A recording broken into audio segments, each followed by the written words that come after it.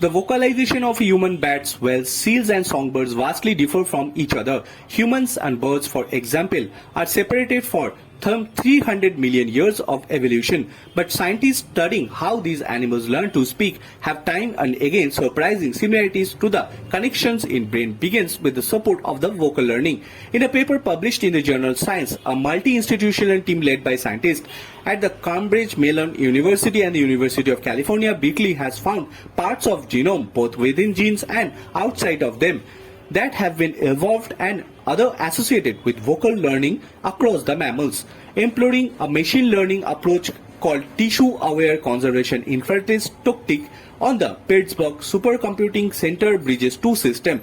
The laboratory analysts preferring identify 50 gene regularly elements from the brains of humans, bats, whales and seals that have stronger relationship to vocalization. These regulatory elements and DNA sequences outside the actual gene that direct these genes are active in which tissue.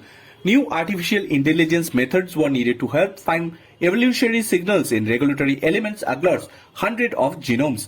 That relevant brains region was found through experiments conducted in the laboratory of US Berkeley, Michigan UTSAB. Another corresponding author, they found evidence that specific part of Egyptian fruit bat brain has similar neutral connection in the part of the human brain that controls the speech production. Very few mammals are actually capable of learning the sounds that they make, which makes it very difficult to study the core aspect of humanity, said Yavastab, an associate professor of bioengineering and neuroscience at UC Berkeley, where we were able to identify parallels between bat and humans in the structural elements of the brain, the genetic contact and even the neural circularity in the control vocal learning. Both vocal learning associated genes in the gene regulatory element discovered in the study also tend to reside the part of the genome related to autism spectrum disorder. The findings suggest that the studying of evolutionary history of human genome can provide clue to how it influences the human health.